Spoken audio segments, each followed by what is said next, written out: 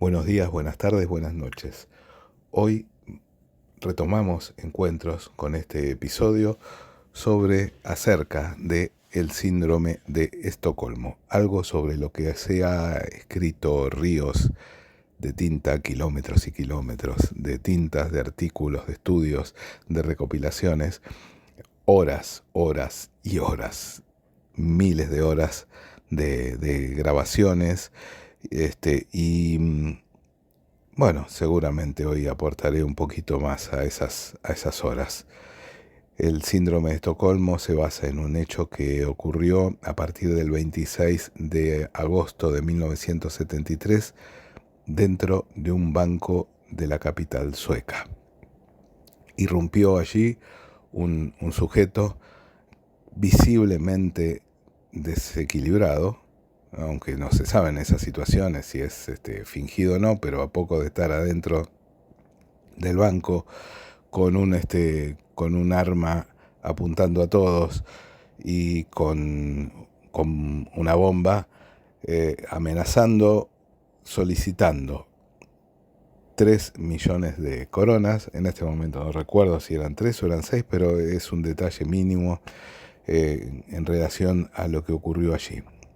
Este sujeto, que se llamaba Jan, pidió no solamente esa bolsa de plata, sino que liberaran a un famoso asaltante de bancos. Aquí abrimos un paréntesis. Jan había conocido en la cárcel a Karl, que es el asaltante de banco famoso. Y Karl, que era un charlatán, pero un charlatán inteligente, le había dicho que si él quería robar un banco, que cuente con él, que, bueno, en definitiva, que lo ayudara a escaparse una vez que él estuviera afuera y que él lo iba a ayudar a asaltar un banco. Obviamente lo que intentaba Karl en ese momento era escapar. El asunto es que Jan, como no tenía tantas luces y no tenía todos sus patitos alineados, intentó sacarlo con una leve explosión en el muro de la cárcel y resultó absolutamente fallido. Creo que ni siquiera los guardias se dieron cuenta de cuál había sido el intento. Entonces, de allí se fue directamente al banco que tenía como objetivo. Entró con una pistola de gran calibre en la mano, con un cinturón de bombas, o por lo menos lo que parecía ser eso, amenazando con hacer volar y matar a todos si no le entregaban. En este momento no recuerdo si eran 6 o 3 millones de coronas, pero esto es un detalle. Y la liberación de Karl. Bueno, todos pensaban que eso iba a resolverse rápidamente. Por supuesto, esta sucursal del banco fue rodeada por decenas de policías, francotiradores, brigadas de acción rápida, todo muy aparatoso. Los pisos superiores del edificio donde estaba esa sucursal pertenecían también al banco y fueron desalojados y cargados de policías. Era obviamente una situación a punto de estallar, pero se abrieron las negociaciones. En las primeras negociaciones, este señor Jan, el desquiciado, vamos a llamarlo así, eh, pidió sus condiciones, y luego de idas y vueltas, y como además había una pronta consulta electoral, realmente el primer ministro suponen que tenía miedo que se produjera una catástrofe allí en esa sucursal del banco, y accedió a que llevaran allí a Karl, el delincuente famoso y experimentado. Resulta que llegó Karl y se hizo cargo del asunto. Lo que se creía que iba a durar pocas horas se empezó a dilatar, porque además Karl era un excelente negociador. Entonces fue continuamente apretado, fue presionado por la policía. Lo que se veía alrededor del banco era absolutamente ostentoso, y bueno, una de las demandas de ambos de ambos asaltantes, ya secuestradores, creo que fue en el cuarto día, fue que los dejaran salir con un automóvil y con 2 rehenes. Se ofrecieron, perdón, había olvidado, entre los empleados que estaban en ese momento adentro del banco eran 4, 3 mujeres y un varón. Las 2 de las mujeres se ofrecieron para salir con ellos en los autos, en el auto que estaban pidiendo, y así lo hicieron saber a las fuerzas policiales. Sucede que el auto no llegó. El asaltante más inteligente, más negociador, ya había tendido puentes con los secuestrados, les había planteado que ellos no querían hacerle daño, solo en algún momento planteó que para que abrieran sí o sí la puerta del banco y los dejaran salir, eh, tal vez tenía que pegarle un tiro en la pierna al hombre, y bueno, rápidamente lo dejó de lado. Lo cierto es que imaginemos un momento, estar adentro de ese banco amenazados por estos asaltantes, uno de los cuales se muestra razonable, y lo que se ve afuera es absolutamente aterrador.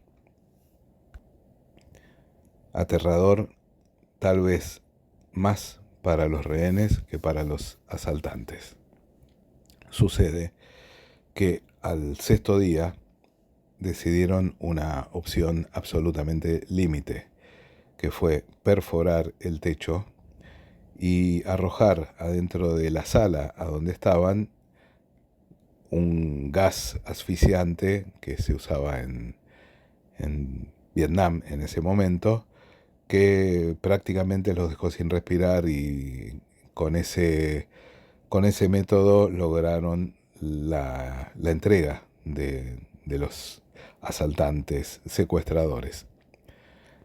Lo que llamó la atención en ese momento a los medios de comunicación, a la policía y a las autoridades, es que los rehenes, las rehenes especialmente, habían colaborado con los secuestradores.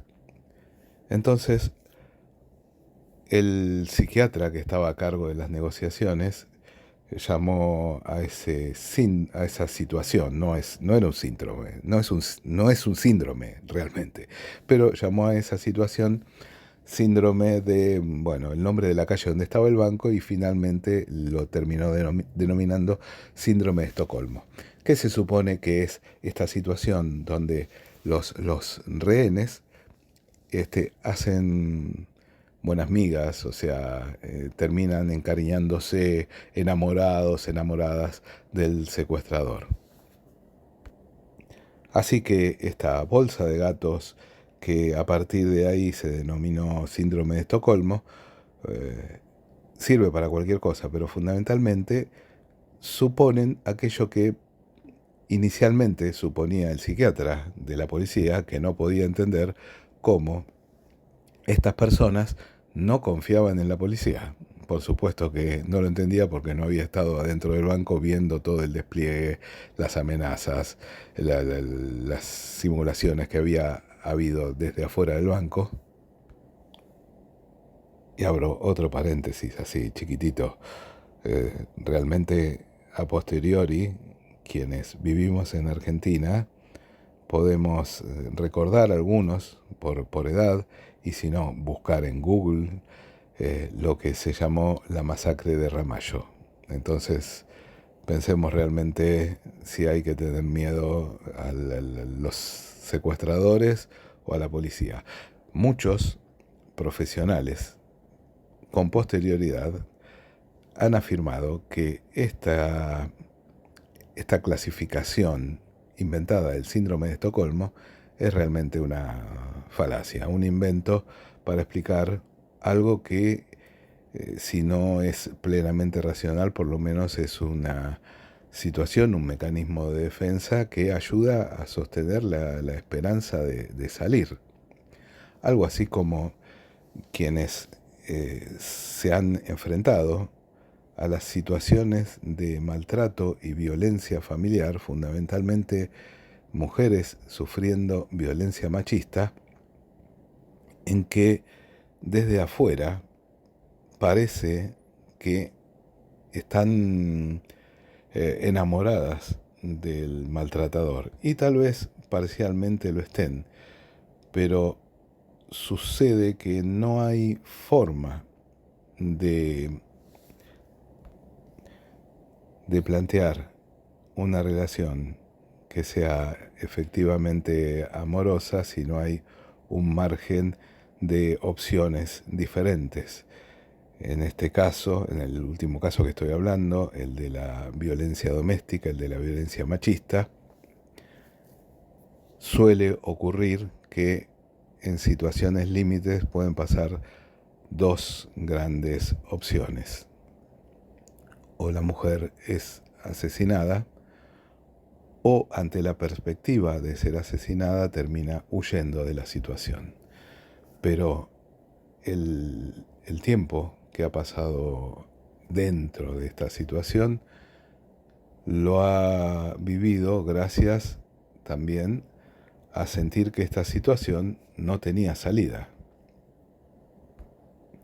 La salida por desesperación es algo así como la opción entre ser asesinada antes de salir o ser asesinada después de escaparse. Esto es absolutamente una situación bastante habitual. Es un temor donde si la persona tiene todavía un poco de iniciativa y actividad, termina escapando de la situación de violencia, aunque nunca es inmediato el despojo del miedo, del temor y hasta de la vergüenza que esta situación plantea. Hasta ahora pura cháchara, te darás cuenta, te estoy hablando en general, pero pensemos un momento en estas situaciones y fundamentalmente en esta que tiene que ver con el encierro por violencia machista. Y resalto violencia machista porque la inmensa mayoría de las situaciones de violencia doméstica son violencia machista, y la inmensa mayoría de las que terminan en forma absolutamente violenta son violencia machista. Hay un infimísimo número que se dan otras circunstancias, pero es eso, un ínfimo número. Lo que quiero resaltar es que lo que suele denominarse como síndrome de Estocolmo son situaciones donde las personas no tienen opción o piensan que no tienen opción. Algo así como, bueno, si estoy secuestrado, secuestrada, y el asaltante me tiene a su merced y la policía está con miras telescópicas y gases y amenazando ostensiblemente, y empiezo tal vez a pensar que lo mejor es que le vaya bien a este señor. En el caso sueco era a este desquiciado y su amigo, que le vaya bien, porque tal vez salvo la vida.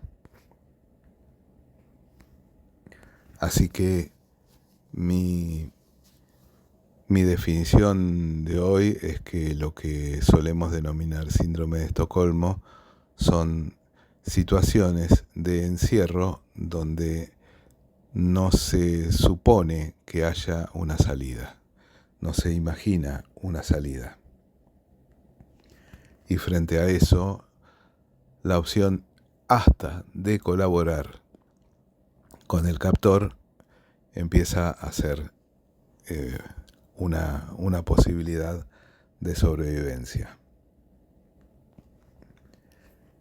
La pregunta es, ¿esto que suele pasar, que puede pasar en un pequeño grupo humano, en una familia, o en el caso del original de Estocolmo, encerrado con dos asaltantes, uno de ellos absolutamente visiblemente desquiciado, si se puede extender a mayor número de personas, tal vez a una sociedad.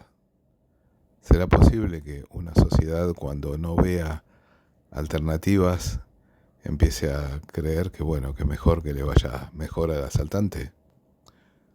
Tal vez el caso al que podemos hacer referencia es a la sociedad francesa. Perdónenme por favor los franceses, pero Francia estuvo ocupada por el ejército nazi alemán, y si bien hay una narrativa acerca del heroísmo de los maquis y de la resistencia, que realmente fueron heroicas y con muchas acciones absolutamente destacadas e históricas, lo cierto es que buena parte de la población tenía miedo de las acciones de la resistencia por el enojo, o por la represalia, mejor dicho, que podía generar por parte de las fuerzas ocupantes. ¿Esto sería también un síndrome de Estocolmo? No lo sé. Tal vez eso es lo que te puedo dejar como pregunta. ¿Cuántas situaciones de encierro aparentemente sin salida nos transforman algo así como en colaboradores o simplemente pasivamente aceptadores, pasivamente resignados a la voluntad de nuestros agresores? No sé, ¿qué te parece? Esto es el episodio de hoy donde despertamos nuevamente encuentros. Ojalá me puedas enviar qué te pareció. Te envío un gran abrazo.